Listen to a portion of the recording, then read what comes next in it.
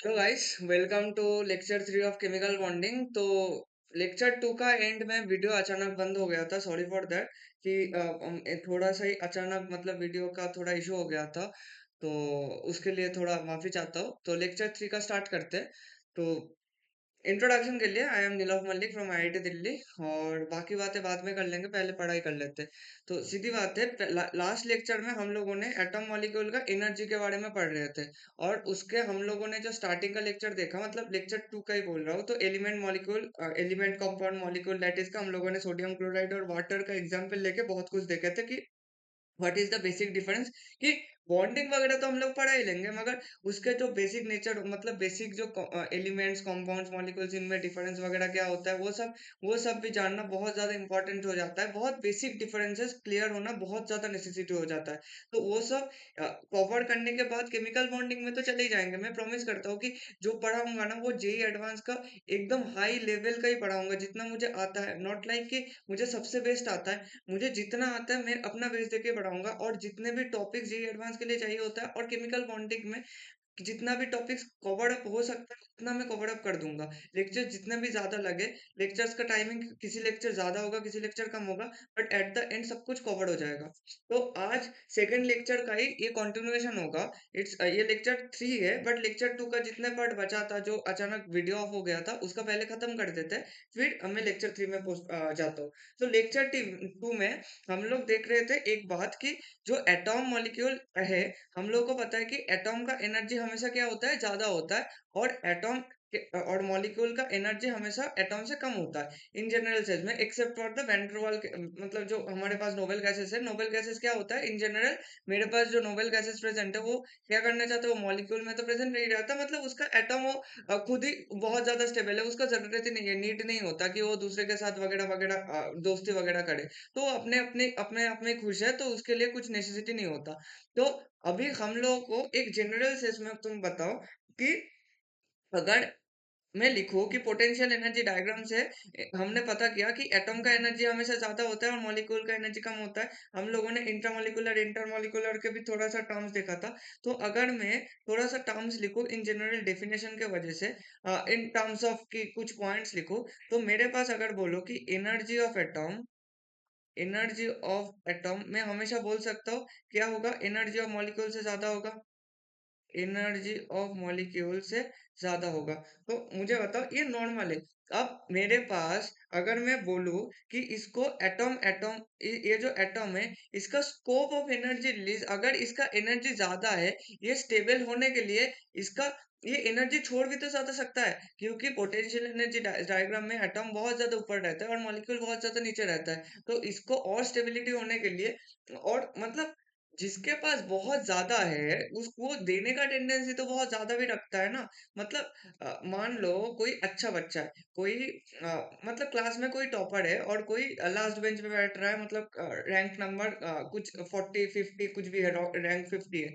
तो रैंक 1 को आगे बढ़ने के लिए उसको वो थोड़ा ही अच्छा कर सकता है। मतलब अगर कोई बहुत अच्छा टीचर मिल जाए, कोई मतलब टीचर तो छोड़ो, वो खुद से मेहनत कर ले, तो जो टॉपर है वो तो थोड़ा सा ही मेहनत, मतलब वो उसका मेहनत करने से उसका रिजल्ट थोड़ा ही इंक्रीज होता है। मगर जो बहुत गंदा बच्चा होता है ना, वो अगर मेहनत किया तो वो बहुत अच्छा बच्चा बन सकता है। तो मेरा सिंपल मानना है कि जो स्कोप होता है, जो डिफरेंस होता है, वो डिफरेंस होता है जिसके पास ज्यादा है। मतलब इधर जो एटॉम था, इसके पास एनर्जी बहुत ज्यादा था, तो वो एनर्जी छोड़ भी तो ज्यादा सकता है ना। तो मैं अगर लिखूं एनर्जी ऑफ एटॉम हमेशा एनर्जी ऑफ मॉलिक्यूल से ज्यादा होता है, और अगर मैं इस चीज को उल्टा देखूं, तो मैं ये बात लिख सकता हूँ ना कि स्कोप ऑफ एनर्जी रिलीज ये भी किसके लिए ज्यादा हो सकता है, ये एटॉम के लिए ज्यादा होता है rather than मॉलिक्यूल। क्योंकि एटॉम क्या होता है, एटॉम एटॉम ज्यादा एनर्जी का होता है, तो ये एनर्जी छोड़ने में भी ज्यादा छोड़ सकता है, उससे कोई दिक्कत नहीं होता। अब ये स्कोप ऑफ एनर्जी जो रिलीज हुआ, ये एनर्जी रिलीज क्यों क्यों किसके वजह से हुआ, एटॉम एटॉम एटॉम है और मॉलिक्यूल है। और मैंने बोला था, मान लो कोई एटॉम, हम लोग नॉर्मल एक क्लोरीन लेते हैं, तो क्लोरीन एटॉम था, और दोनों एटॉम एटॉम मिलके मेरे पास क्या बना रहा था, एक क्लोरीन का मॉलिक्यूल बना रहा था। ये मेरे पास ये जो Cl लिखा ये क्या है, मेरे पास एक एटम है। और मैं अगर यही सिंपल चीज क्लोरीन मॉलिक्यूल के समझाऊं तो Cl2 और Cl2 और Cl2 के बीच में जो फोर्स ऑफ अट्रैक्शन है, अट्रैक्शन फोर्स है, इसको क्या बोला था, अट्रैक्शन फोर्स। इसको हम लोग बॉन्ड नहीं बोलते, अट्रैक्शन फोर्स या फिर फोर्स ऑफ अट्रैक्शन, जो भी तुम बोल दो। तो scope of energy release, atom molecule, तो एटॉम एटॉम के बीच में, एटॉम एटॉम के बीच में जो बॉन्ड बनेगा और उसके लिए, और मॉलिक्यूल मॉलिक्यूल, तो कौन ज्यादा स्टेबल होगा, मुझे बताओ। कि दोनों को, एटॉम को क्या चाहिए था, एटॉम एटॉम का फोर्स ऑफ अट्रैक्शन, इसको प्रॉपर बॉन्ड होगा, तो एनर्जी रिलीज किस केस में ज्यादा होगा, एटॉम एटॉम का केस में एनर्जी रिलीज भी ज्यादा होगा, क्योंकि स्कोप ऑफ तो मेरे पास अगर मैं लिखूं कि एनर्जी रिलीज या फिर रिलीज एनर्जी रिलीज किसके लिए ज्यादा हो रहा है, एटम एटम का फोर्स ऑफ अट्रैक्शन, क्योंकि एटम एटम जो हो रहा है ये एक क्या बन रहा है, मेरे पास एक प्रॉपर बॉन्ड का फॉर्मेशन हो रहा है, प्रॉपर बॉन्ड फॉर्मेशन। मगर यही चीज में अगर मॉलिक्यूल मॉलिक्यूल के केस में देखो, इस केस में कोई मेरे पास प्रॉपर बॉन्ड फॉर्मेशन नहीं हो रहा है, इस केस में क्या हो रहा है, मेरे पास एक फोर्स ऑफ अट्रैक्शन रह रहा है। तो ऑब्वियस केस में मेरा क्या हो जाएगा, मेरे पास जो प्रॉपर बॉन्ड फॉर्मेशन होगा, उस केस में जो एनर्जी रिलीज होगा वो हमेशा हमेशा ज्यादा रहेगा। ठीक है, अब ये अगर समझ आया तो मुझे बताओ कि स्ट्रेंथ, अगर मैं ये पॉइंट क्लियर हुआ तो मैं अगर लिखूं strength of the bond, strength strength of the bond क्या होगा, अगर किसी चीज का एनर्जी रिलीज का मतलब क्या होता है, एक्सोथर्मिक प्रोसेस होता है। एक्सोथर्म मतलब किसी चीज का, मैंने एक पहला लेक्चर में एक ही टर्म समझा, एक ही इक्वेशन, किसी का एनर्जी और स्टेबिलिटी का उल्टा रिलेशन होता है। कोई चीज अगर बहुत ज्यादा एनर्जी छोड़ रहा है, मतलब वो बहुत ज्यादा स्टेबिलिटी की तरफ जा रहा है। अगर कोई चीज में, मैंने बोला एटम एनर्जी रिलीज में, एटम एटम का एनर्जी रिलीज बहुत अच्छा होता है रादर देन मॉलिक्यूल मॉलिक्यूल, तो मैं बोल सकता हूँ स्ट्रेंथ ऑफ द बॉन्ड हमेशा क्या होगा, एटम एटम का ज्यादा होगा, एटम एटम का in strength of the bond ज्यादा होगा rather than molecule molecule, molecule molecule. और मॉलिक्यूल मॉलिक्यूल को, बॉन्ड को, एटम एटम को बॉन्ड को तुम क्या बोल सकते हो, इंट्रामॉलिक्यूलर बोल सकते हो। इंट्रामॉलिक्यूलर मतलब एक मॉलिक्यूल के अंदर जो हो रहा है, और मॉलिक्यूल मॉलिक्यूल का मतलब इंटरमॉलिक्यूलर। ये डिफरेंस हमेशा दिमाग में बैठा के रखना। ये बहुत बेसिक सब चल रहा है, तुम लोग अगर चाहते हो कमेंट सेक्शन में कुछ भी क्वेश्चंस पूछ लेना, मैं उसका उसका सॉल्यूशन दे दूंगा, कोई दिक्कत नहीं। बट जो भी मतलब मेंटेन एन इंटीग्रिटी और नथिंग एल्स। तो एटम एटम के बीच में जो होगा तो ये इंट्रामोलिकुलर टाइप का होगा। तो मेरे पास जो ये strength of the bond atom atom और मॉलिक्यूल मॉलिक्यूल का क्लियर हो गया कि एटम एटम के बीच में जो अट्रैक्शन फोर्स रहेगा ये हमेशा ज्यादा होगा। और अट्रैक्शन फोर्सेस ये इंट्रामोलिकुलर हो रहा है और इंटरमोलिकुलर। और हमें अच्छे से पता है, जो मेरे पास अट्रैक्शन फोर्स आता है, जो मेरे पास अट्रैक्शन फोर्स होता है वो इंट्रामोलिक्यूलर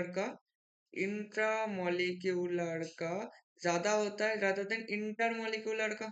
ये हमेशा इंट्रामोलिकुलर का इंटरमोलिकुलर से ज्यादा होता है। तो और एग्जाम्पल के बेसिस पे मैं अगर जो क्लोरीन का ही दिखा देता हूँ इधर ही, तो क्लोरीन क्लोरीन का मतलब, ये क्लोरीन क्या था, एक सिमिलर तुम्हारे पास एटम था, ये तुम्हारा दूसरा एटम था, और दोनों के बीच में जो था उसको मैं केमिकल बॉन्ड बोल रहा था, एक केमिकल बॉन्ड फॉर्मेशन। और ये दोनों एटम्स था, और इंटरमोलिकुलर में दोनों क्लोरीन, एक क्लोरीन मॉलिक्यूल था, दूसरा क्लोरीन मॉलिक्यूलर का था, और उन दोनों का बीच में जो था उसको मैं फोर्स ऑफ अट्रैक्शन बोल रहा था। और इनके लिए, और तुम्हें अच्छे से दिख रहा है जो इंट्रामोलिकुलर है, इंट्रामोलिकुलर के लिए जो स्ट्रेंथ ऑफ बॉन्ड या फिर एनर्जी रिलीज जो भी होगा ये हमेशा ज्यादा होगा। तो ये जो भी काम हो रहा था, ये मेरे पास किसका कहानी था, बॉन्डेड एटॉम्स का कहानी था, बॉन्डेड एटॉम्स का। और ये मेरे पास क्या था, ये नॉन बॉन्डेड था, ये non bonded atoms. Non bonded और बॉन्डेड क्यों, ये एक बॉन्ड से जुड़ा है इसलिए हम लोग इसको बॉन्डेड एटम्स बोलते हैं। ये फोर्स ऑफ अट्रैक्शन है इसलिए हम लोग इसको नॉन बॉन्डेड बोल सकते हैं। और ये केमिकल बॉन्ड का फॉर्मेशन हो रहा है, तो इसके लिए तुम इसके लिए एक टर्म भी लिख सकते हो कि इसको हम लोग बोलते हैं strong bond formation, strong force of attraction, क्योंकि केमिकल बॉन्ड को स्ट्रॉन्ग फोर्स ऑफ अट्रैक्शन बोल सकते हो, कोई दिक्कत नहीं। और इसको तुम फोर्स ऑफ अट्रैक्शन को वीक फोर्स ऑफ अट्रैक्शन बोल सकते हो, weak force of attraction, no issue. तो इतना क्लियर हो गया।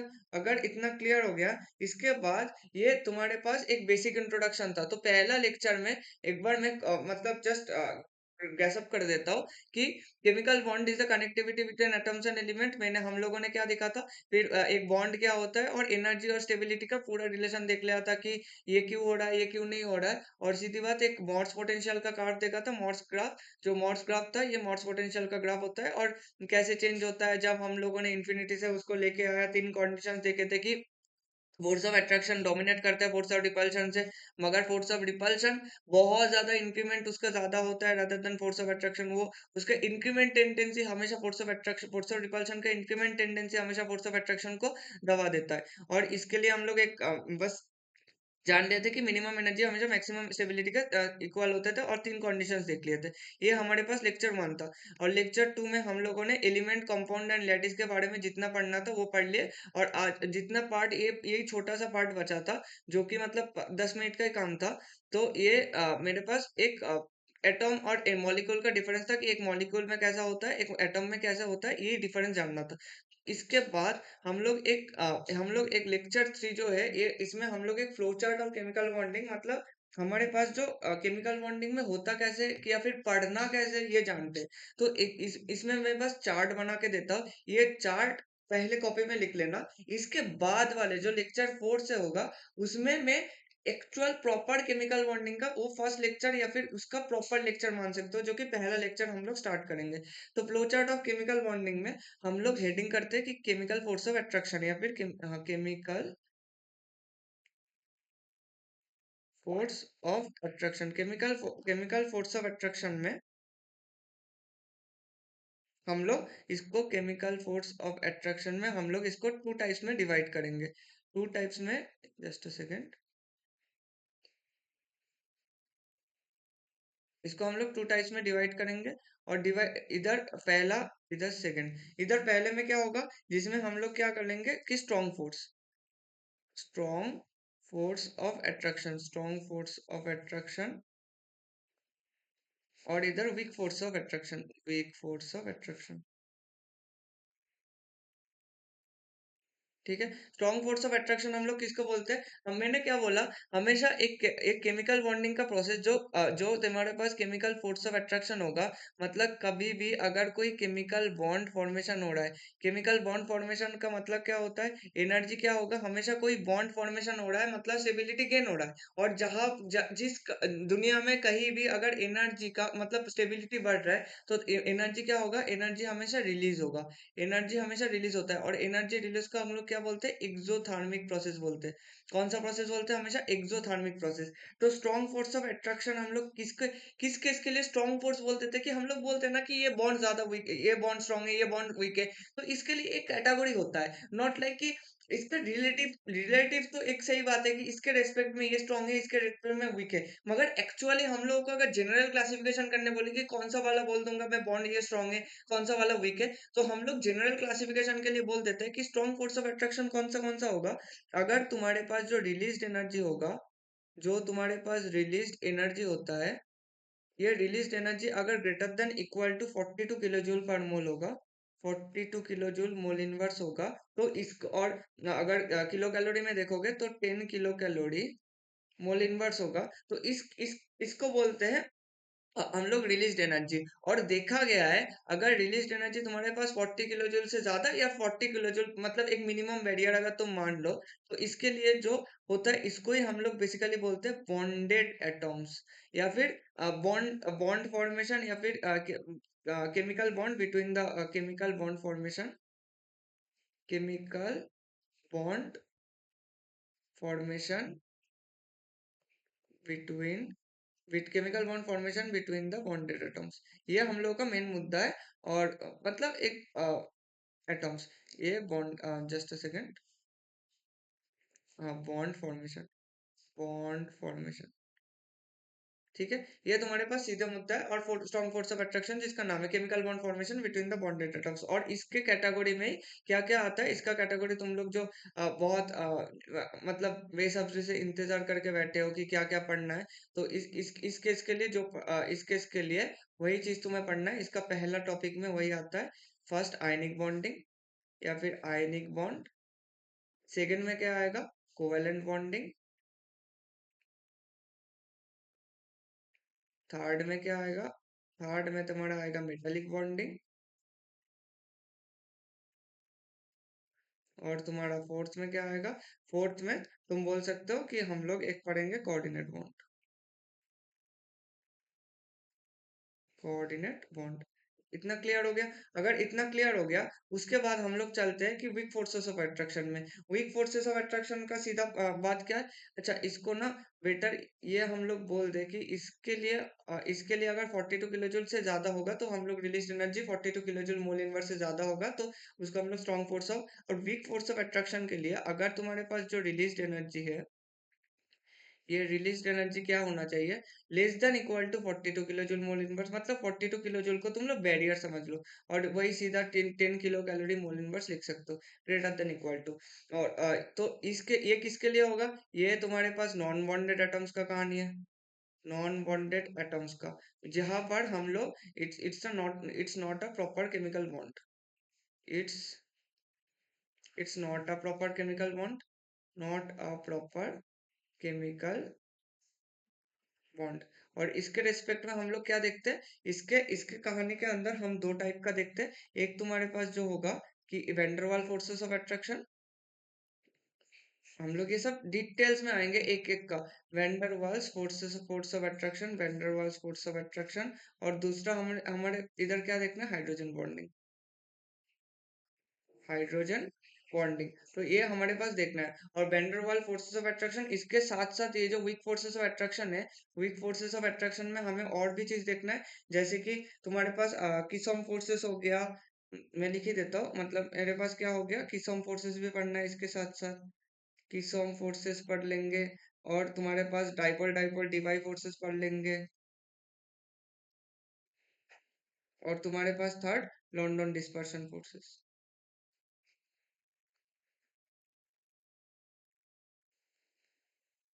London dispersion force. और इसके साथ साथ हम वो भी जितने भी, मतलब इसके साथ साथ लोग ऐसे भी सोचते हैं ना कि ion ion ion ion ion ion interaction, ion dipole interaction, और इसके साथ साथ डाइपोल डाइपोल इंटरेक्शन, ये भी कवर कर लेंगे एक साथ ही। मतलब ये ये तीनों में बहुत सिमिलर टाइप का ही है। हम लोग बोल देंगे कि कौन सा कैसा है और कौन सा कैसे पहचानना है, वो सब हम लोग एक एक करके पहचानेंगे। तो ये जो मैंने चार्ट बनाया, ये chart this is a proper chart, तुम लोग बोल सकते हो कि जिसको हम लोग मतलब जिसको तुम कह सकते हो कि इसके रेस्पेक्ट में हम लोग एक केमिकल बॉन्डिंग का देखते हैं कि ये अगर हो जाए तो इसको हम लोग बोल सकते हैं कि एक केमिकल बॉन्ड का मतलब केमिकल बॉन्डिंग पढ़ना कैसे है, केमिकल बॉन्डिंग देखना कैसे है। जस्ट अ सेकेंड, तो ये मेरे पास एक बेसिक चार्ट हुआ। ठीक है, अब मुझे पढ़ना क्या है? अब केमिकल बॉन्डिंग स्टार्ट करने से पहले ना, ये मैं ये लिखा देता हूँ कि हम लोग जाएंगे कैसे केमिकल बॉन्डिंग में, मतलब एक एक करके केमिकल बॉन्डिंग तो पढ़ना भी है ना। तो मैं एक सीक्वेंस, एक फ्लो चार्ट लिखा देता हूँ कैसे हमें पढ़ना है। तो हम लोग जो, मतलब this is a complete sequence, एक सीक्वेंस लिखा देता हूँ, sequence of how to read chemical bonding. मतलब हम लोग how to rate chemical bonding, देखो ये सबका अपना अपना मुद्दा होता है, मगर द बेस्ट मेथड मैं जैसे पढ़ाऊंगा वो मान सकते हो कि मैं जैसे पढ़ाऊंगा इसी टॉपिक से चलता रहेगा। तो पहला हम लोग जो लेक्चर होगा वो होगा आयनिक बॉन्डिंग के ऊपर। वो हम लोग आएंगे आयनिक बॉन्डिंग के केस में, आयनिक बॉन्डिंग का प्रॉपर्टीज वगैरह सब कुछ देख लेंगे। तो आयनिक बॉन्डिंग का इंट्रोडक्शन वीडियो से ये इससे स्टार्ट होगा। दूसरे हम लोग क्या आएंगे, सेकेंड जो वीडियो आएगा वो हम लोग covalent bond and coordinate bond को कवर कर लेंगे। Covalent bond and coordinate bond को हम लोग कवर कर लेंगे, कोऑर्डिनेट बॉन्ड को, और उसके साथ साथ थोड़ा मेटेलिक बॉन्डिंग भी कवर कर लेंगे। मतलब इसके साथ साथ मान लो कि मैंने थोड़ा मेटेलिक बॉन्डिंग भी कवर करा दिया, मेटालिक बॉन्ड। ठीक है, इसका कोई दिक्कत नहीं। उसके बाद हम लोग क्या चलेंगे, इसके बाद जो थर्ड है हमारे पास, थर्ड में हम लोग चलेंगे Lewis octet theory, Lewis octet rule, या फिर लुईस ऑक्टेट थ्योरी, कुछ भी बोल दो, Lewis octet rule.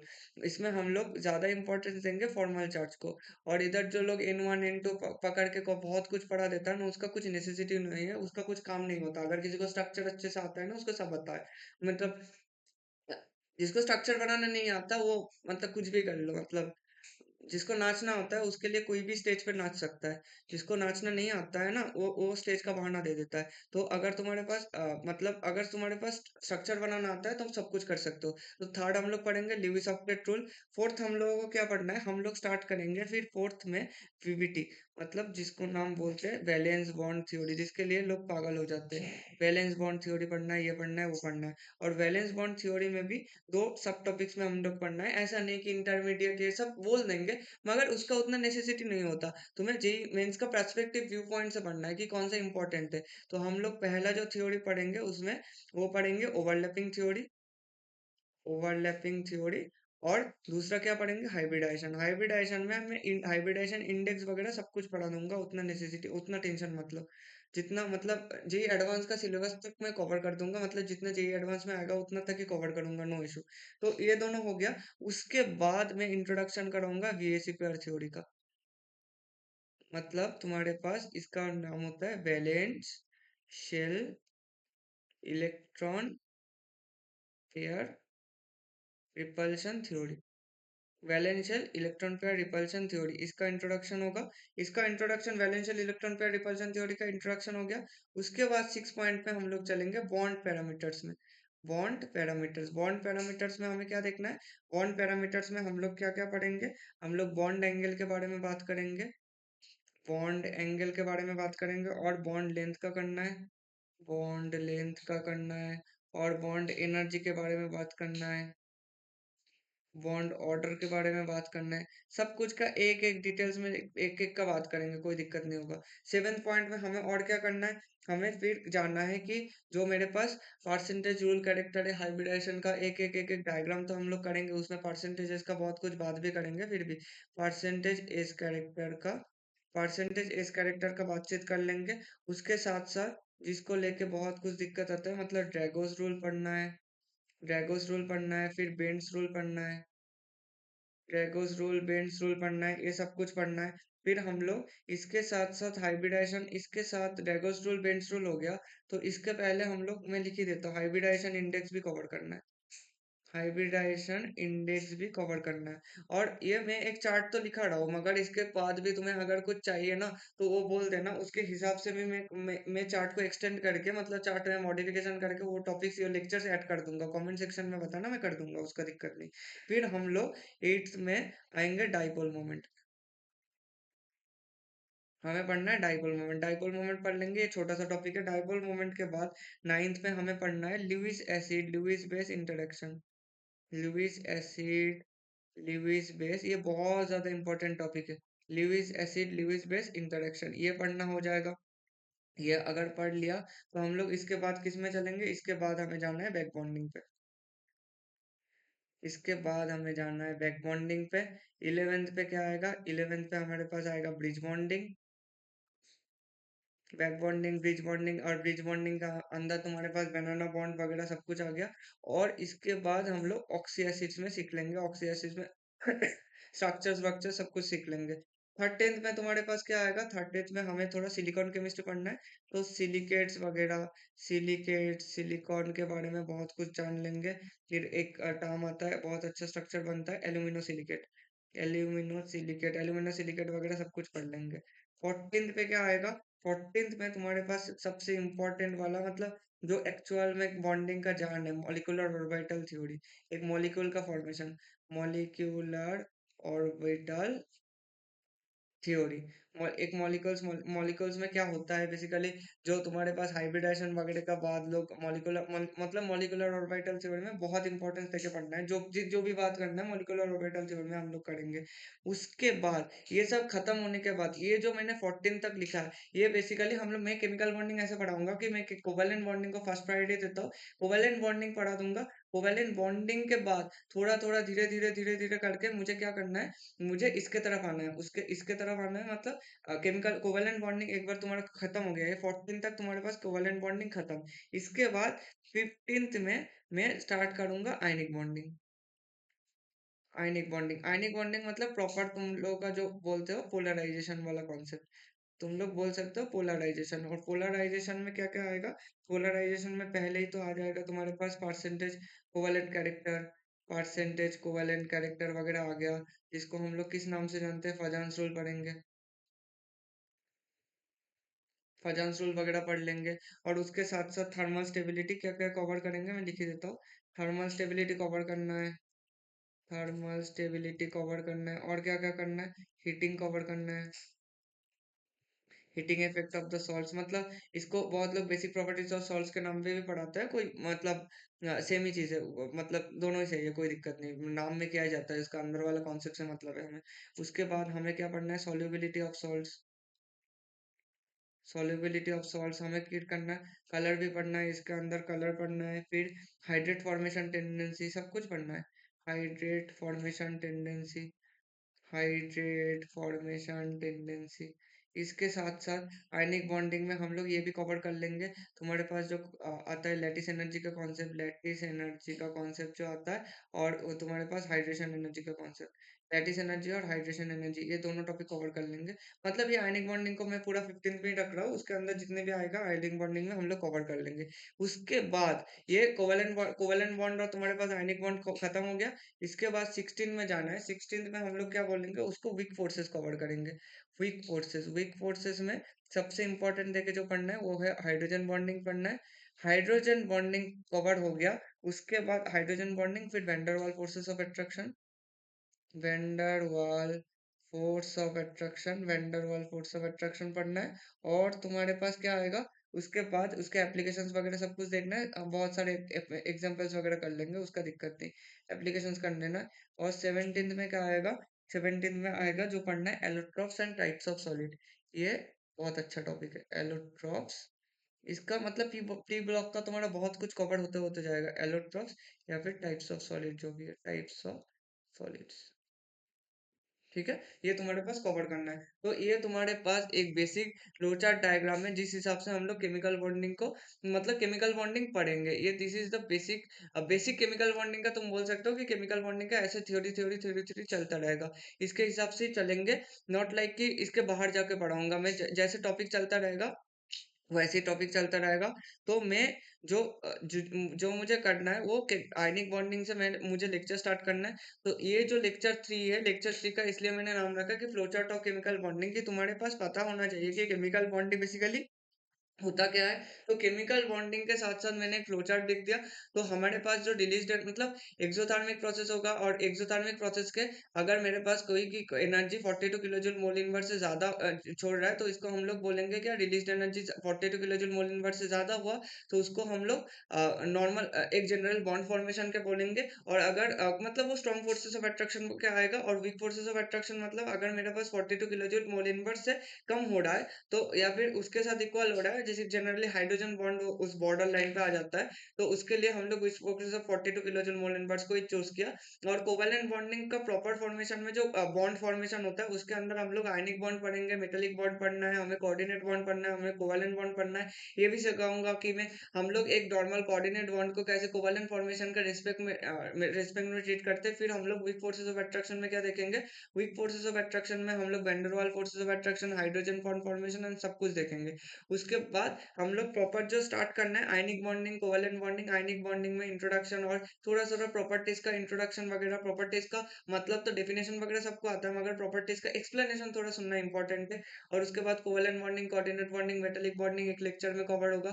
Third lecture में मैं लीविस ऑक्टेट रूल के, मतलब बेसिकली लीविस ऑक्टेट रूल में मैं सिखाऊंगा व्हाट इज जनरली कि स्ट्रक्चर सिखाऊंगा कि कैसे स्ट्रक्चर्स वगैरह आता है। उसके बाद वैलेंस बॉन्ड थ्योरी में जाएंगे, वैलेंस बॉन्ड थ्योरी में थोड़ा टाइम लगेगा, ओवरलैपिंग थ्योरी, हाइब्रिडाइजेशन, एक एक का स्ट्रक्चर वगैरह सीखने में। और हाइब्रिडाइजेशन में तो एक एक का कोऑर्डिनेशन नंबर सब कुछ देखने देखने में बहुत टाइम जाएगा। फिर valence shell electron pair repulsion, VSEPR theory आएगा, फिर बॉन्ड पैरामीटर्स आएगा, फिर परसेंटेज एस करेक्टर आएगा, फिर Drago's rule, Bent's rule, hybridisation index वगैरह सब कुछ पढ़ना है। फिर डाइपोल मोमेंट पढ़ेंगे, फिर Lewis acid Lewis base interaction पढ़ना है, फिर बैक बॉन्ड पढ़ना है, ब्रिज बॉन्ड पढ़ना है, ऑक्सीडाइसिस वगैरह पढ़ना है, सिलिकेट, सिलिकॉन, एल्यूमिनियम सिलिकेट का सब कुछ पढ़ना है।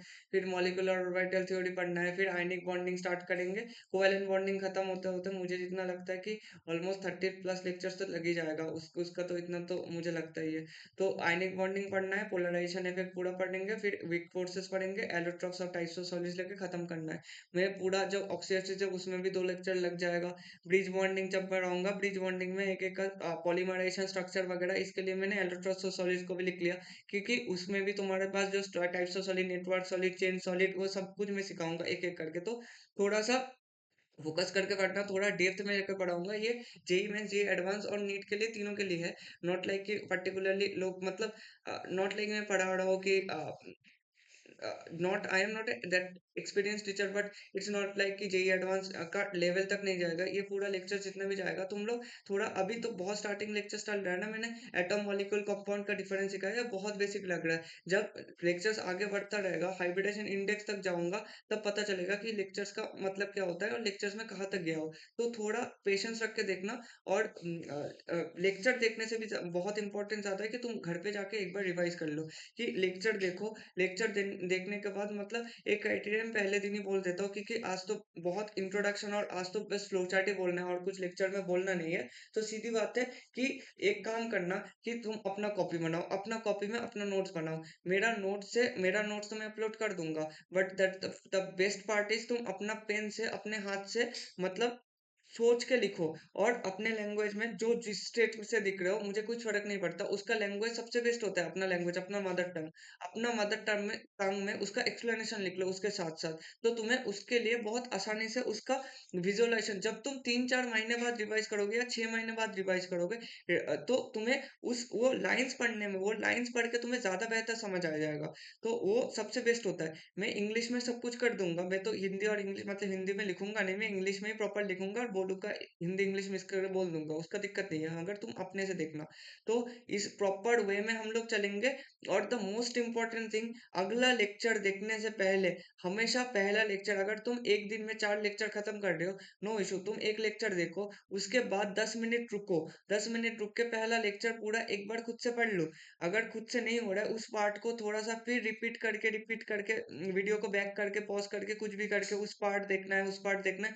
हर एक कॉन्सेप्ट मिक्स मत करना। जो भी वर्ड लिख रहा हूँ, एक भी वर्ड जो इधर मैं लिखूंगा, एक भी वर्ड वीडियो से मिस नहीं जाना चाहिए। अपना नोट से मैं जो जितना भी नोट लिखाऊंगा, उस नोट में से एक सिंगल वर्ड भी मिसिंग नहीं होना चाहिए। तुम कोई बुक पढ़ो ना पढ़ो, मुझे कुछ फर्क नहीं पड़ता, बुक पढ़ने का कोई टाइम वेस्ट होता है, बुक मत पढ़ो। मैं तो मेरा मेरा मैं जो बोल रहा हूँ, मतलब अगर सुनना चाहते हो तो सुन सकते हो, एक भी बुक किताब मत खोलो।